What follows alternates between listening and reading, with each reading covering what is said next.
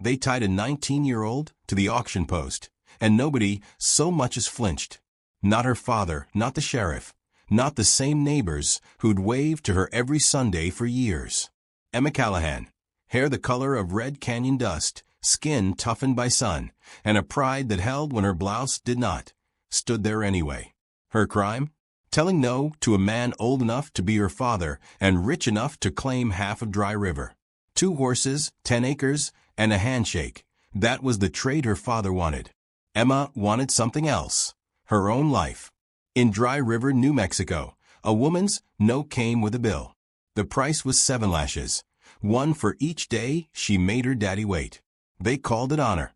Funny how justice can look a lot like cruelty, especially under a brutal July sky. The first strike cut the air. The second rattled her knees. By the third, blood hit the dust. Still she wouldn't scream, wouldn't beg, wouldn't hand them the win. Someone saw her. Not one of the townsfolk. Not the law. A man in Apache buckskin coat, quiet as wind before storm, stood at the edge of the crowd with his arms folded. He watched, not her pain, but her grit. When her body finally gave out and she slumped to her knees, staring past the rooftops into the bright emptiness, she noticed him. He didn't speak or move, but in his eyes she felt something she hadn't felt in a long while. Like maybe, just maybe, somebody still truly saw her. That night, while Dry River slept, Emma Callahan walked into the dark desert barefoot. No water, no food, just blood drying on her back and a coal of anger glowing in her gut. Something inside had snapped, and it wasn't only skin. She didn't run. She walked steady, barefoot, like each step burned a page she would never read again. The desert at night isn't quiet. It hums with coyotes, with ghosts, with the memories you'd rather bury, but can't. She wouldn't cry. Not when cactus spines tore her leg. Not when her shirt stuck to her back. She kept moving, as if stopping meant Dry River had won. Her father's words still rang. You brought this on yourself. She'd rather starve than return for more of that. Hours or days later, her knees finally buckled. She dropped under a cottonwood, face in the dirt, and whispered, "Let it end here." It didn't. Fate had other ideas.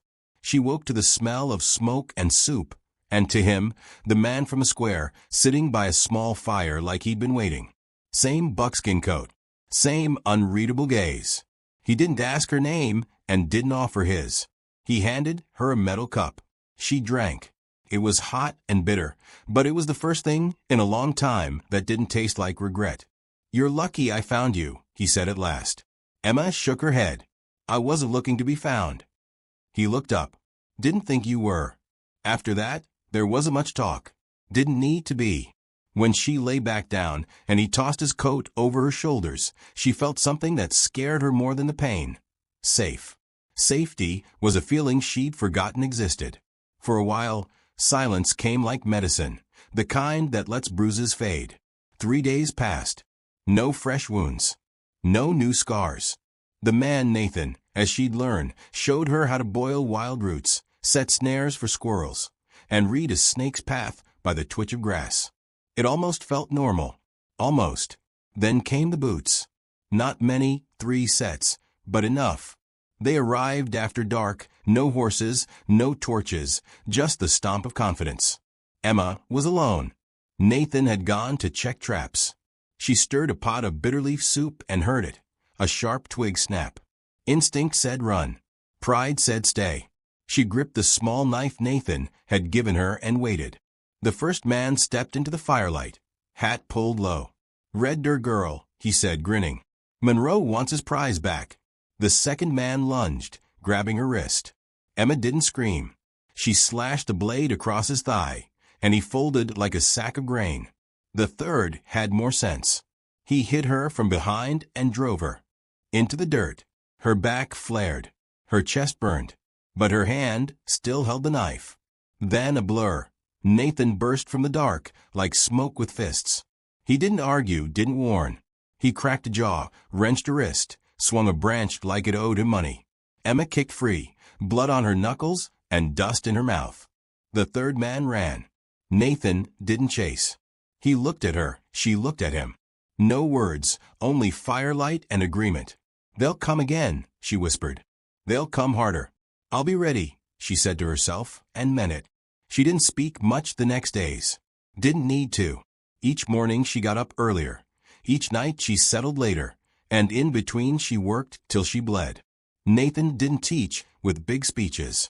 He taught with silence and patience, letting her fail and letting her stand. Some days he tossed her a stick and said, "Today, this is your rifle." That was all. She didn't argue. She wasn't the girl tied to a post anymore, and she wasn't her father's dutiful daughter either. She learned to track, to trap, to glide across brush like wind over dry grass. She missed targets, fell hard, split her lip on a root, and spat blood like it was nothing. Nathan didn't laugh. Emma didn't whimper. She got up and tried again. One morning she finally asked, "What if they come back, and you know trouble's on the way? You run, or you meet it." Nathan answered plain, then meet it. That evening they walked farther than before, out to the bluff overlooking what used to be her home. Emma stood quiet. No words, just the sight of it. Where a house had been was black ash, a burned outline where a life once stood. "They think fire erases people," she said. "But fire only shows what remains." Nathan didn't reply. He didn't have to. In his eyes was no pity, only understanding. That night, Emma carved 2 words into a broken, half-standing branch and planted it deep in the dirt, like she'd buried her old life and left a marker for its grave.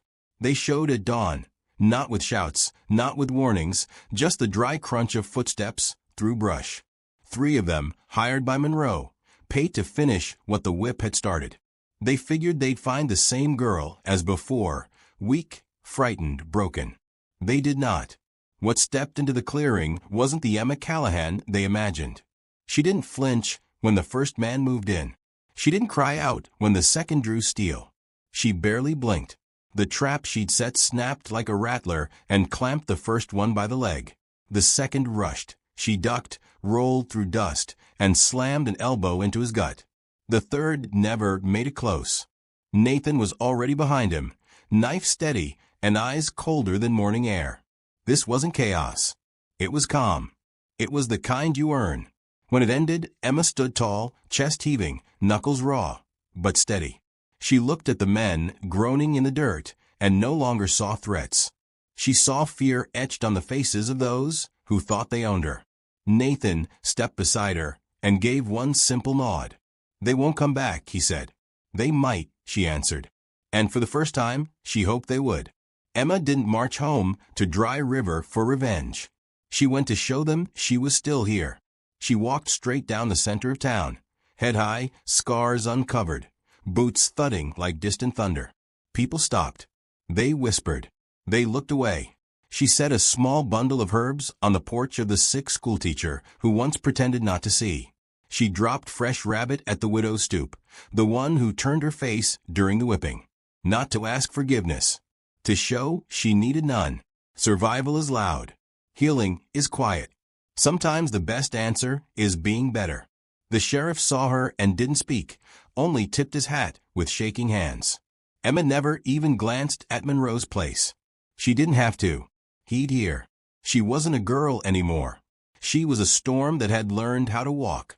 Maybe you're watching and wondering, what's this got to do with me? Maybe more than you think. Maybe you've been told to stay small. Maybe life knocked you flat. Maybe you've been silent so long you forgot the sound of your own voice. Here's the truth. You don't have to burn just because someone handed you a match. You don't have to wear the name they gave you. You can choose your own, even if it takes blood, even if it takes years. Emma's story isn't just about the Old West. It's about what happens when a person refuses to stay buried. When someone says, "No, that's not how this ends." So answer this. What would you do if no one was coming to save you? Would you rise anyway? If that question stirs something in your chest, if it brings back a moment when you could have stood and didn't, maybe this isn't just a story. Maybe it's your sign. If it meant something to you, if it reminded you who you are, don't let it stop here. Tap like, subscribe, and stick around. There are more stories to tell, more people who found strength in the quiet. And maybe, just maybe, the next one is yours.